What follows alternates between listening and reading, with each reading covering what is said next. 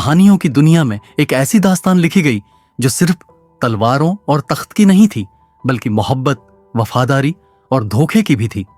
एक महारानी जो सपनों की दुनिया से निकली थी, लेकिन तकदीर ने उसका रास्ता खून से रंग दिया।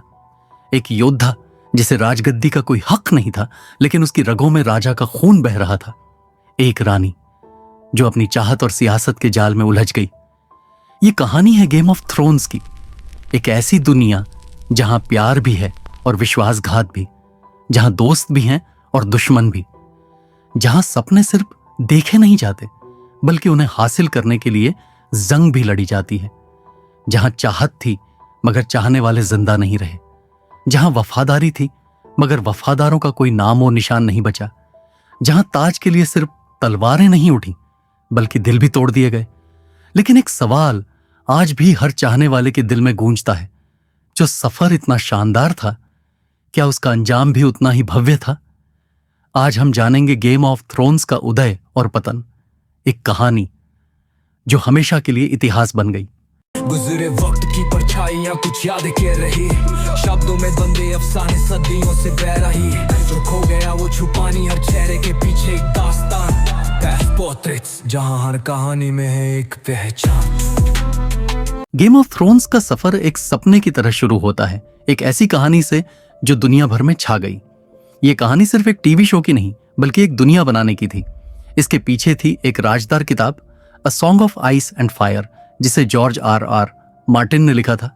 जॉर्ज ने अपनी दुनिया को इतना डीप और रियलिस्टिक बनाया था कि हर एक कैरेक्टर, हर एक जगह, हर एक मोड़ में एक अलग ही वास्तविकता और गहराई थी। वेस्टेरोस, एसोस, किंग्स लैंडिंग, विंटरफेल, हर जगह की अपनी कहानी थी, अपनी तस्वीर थी। हर एक चांद, हर एक रात और हर एक मैदान का अपना एक रंग था।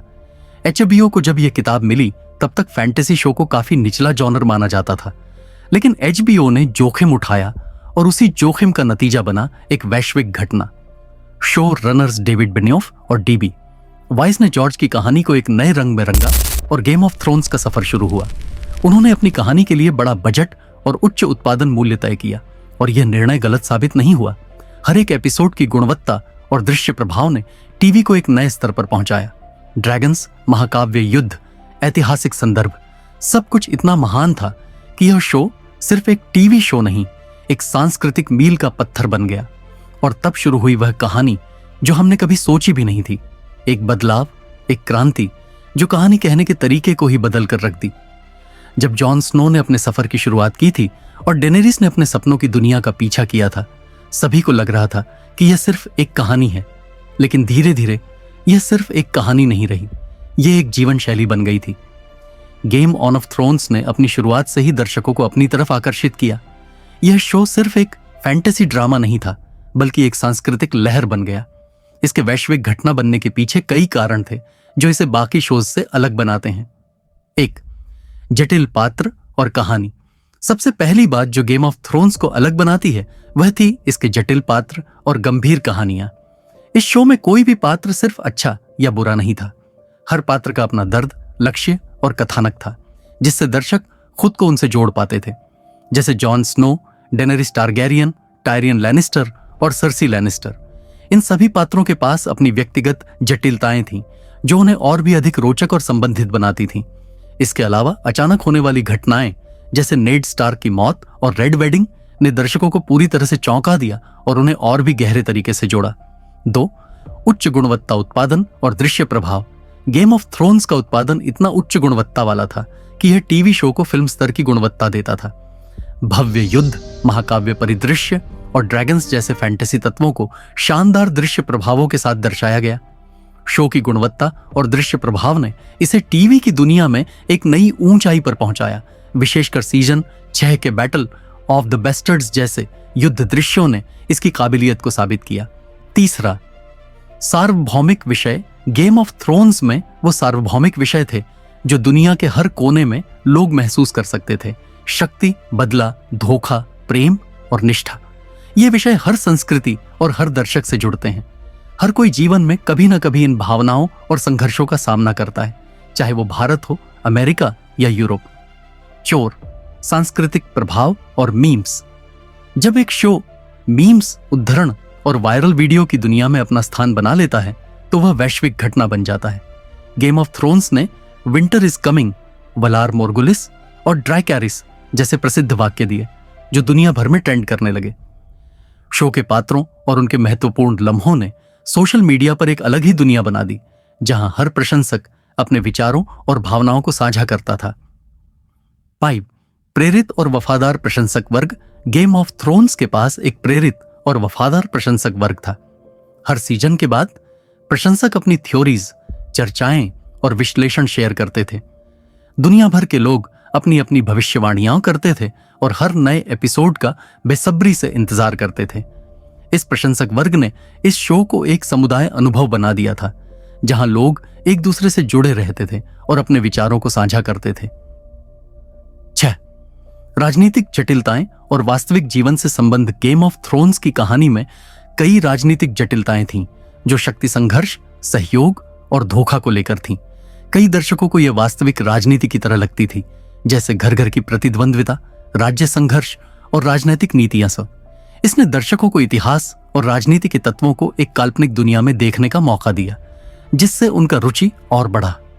गेम ऑफ थ्रोन्स की लोकप्रियता स्वाभाविक थी क्योंकि यह सिर्फ फैंटेसी और ड्रामा का मिलाजुला नहीं था, बल्कि इसमें मानवीय भावनाएं, राजनीतिक चालें और दृश्य उत्कृष्टता का संगम था। इस शो ने अपने वैश्विक दर्शकों को मनोरंजन दिया और उन्हें एक ऐसी दुनिया में ले गया जहां कुछ भी हो सकता था। यह शो सिर्फ एक टीवी श्रृंखला नहीं बल्कि एक सांस्कृतिक घटना बन गया था जिसका प्रभाव आने वाली पीढ़ियों पर पड़ेगा। The downfall. क्या गलत हुआ? गेम ऑफ थ्रोन्स की शुरुआत बहुत शानदार थी, लेकिन जैसे जैसे शो आगे बढ़ा उसका सफर कुछ हद तक निराशाजनक हो गया। यह शो जो पहले अपनी जटिल पात्रों, चौंकाने वाली घटनाओं और अनपेक्षित निर्णयों के लिए जाना जाता था, वहीं चीजें अंतिम सीजनों में सरल और जल्दी जल्दी निपटाई गईं। वट सीजन 7 और 8 का लेखन, जल्दीबाजी और कमी। सीजन 7 और सीजन 8 को देखकर लगता था कि कहानी को जल्दी में निपटाया गया है। जब जॉर्ज आर मार्टिन की किताबों का सामग्री खत्म हुआ तो शो रचनाकारों को अपनी कहानी खुद बनानी थी, लेकिन उनके पास कम एपिसोड और छोटे सीजन थे, जिस कारण कहानी को ठीक से विकसित करने का समय नहीं मिल पाया। इस वजह से कहानी की गहराई और पात्रों के विकास में कमी आ गई। 2. डेनेरिस का अचानक से विलन बनना। डेनेरिस टारगेरियन का परिवर्तन, जो पहले एक न्यायपूर्ण शासिका से पागल रानी बन गई, वह बहुत ही अचानक और अस्पष्ट था। उसका किंग्स लैंडिंग को नष्ट करना इतना जल्दी में दिखाया गया कि दर्शकों को उसके निर्णयों को समझने में मुश्किल हुई। उसके चरित्र का जो निर्माण पहले सीजन में हुआ था वह अचानक से बदल गया और यह बदलाव तार्किक रूप से समझ में नहीं आया। 3. असमाप्त कहानी के सूत्र। कई महत्वपूर्ण कहानियां जो पहले के सीजन में स्थापित की गई थीं, उन्हें नहीं सुलझाया गया, जैसे नाइट किंग और व्हाइट वॉकर्स का उद्देश्य, जो पूरे शो का एक महत्वपूर्ण हिस्सा था, उसे बहुत ही आखिरी वक्त में नष्ट कर दिया गया। सर्सी का अंत भी उतना प्रभावशाली नहीं था जैसा पहले से उम्मीद थी। 4. पात्रों के विकास में गड़बड़ी। कई पात्र जो पहले मजबूत और गंभीर थे, उनकी कहानियों को ठीक से संभाला नहीं गया, जैसे जाइमी लैनिस्टर, जिसका रिडेम्पशन आर्क पहले बहुत अच्छा था, वह अचानक से अपने पुराने स्वभाव में लौट आता है। जॉन स्नो का चरित्र भी अब काफी सामान्य और अनपेक्षित हो गया, जो पहले बहुत रोचक और गंभीर था। 5. अंतिम अध्याय। विवादास्पद निष्कर्ष। अंतिम एपिसोड ने बहुत से दर्शकों को संतुष्ट नहीं किया। ब्रान स्टार्क का राजा बनना, जो कि एक अचानक और अप्रत्याशित मोड़ था, वह इतना तार्किक नहीं लगा। अंत में भावनात्मक संतोष की कमी थी और दर्शकों को लगा कि शो का समापन उतना गहरा और प्रभावशाली नहीं था जितना वे अपेक्षाएं कर रहे थे। सीजन 8 में महाकाव्य युद्ध और दृश्य प्रभाव तो दिखाए गए, लेकिन कहानी की गहराई और कहानी की सटीकता से समझौता कर दिया गया। बैटल ऑफ विंटरफेल का एपिसोड भी बहुत अंधेरा और समझने में कठिन था, जिसकी वजह से दृश्य प्रभावों ने दर्शकों को पूरी तरह से जोड़ने में असफलता महसूस की। गेम ऑफ थ्रोन्स की गिरावट की वजह जल्दीबाजी, अपूर्ण चरित्रों के विकास और अपर्याप्त कहानी लेखन थी। जब शो अपनी शुरुआती सीजनों में एक मास्टरपीस था, वहीं अंतिम सीजन में इसकी निरंतरता और गहराई खो गई। अंतिम समापन ने बहुत से प्रशंसकों की अपेक्षाएं पूरी नहीं की, जिससे यह शो एक विवादास्पद समापन के रूप में समाप्त हुआ। ये अधूरी कहानियों, अचानक बदलाव और जल्दीबाजी में लिखी गई कहानी का परिणाम था, जिसने दर्शकों को निराश कर दिया।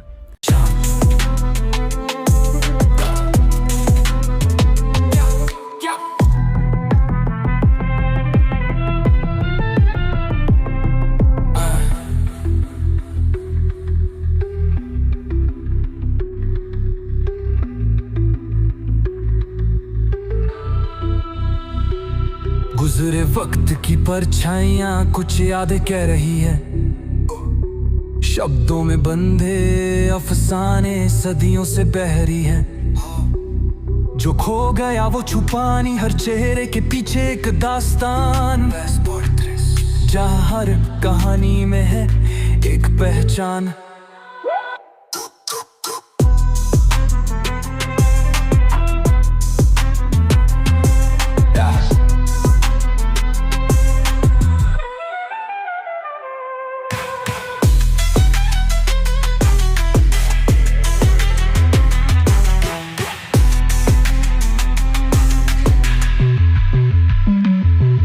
Sir.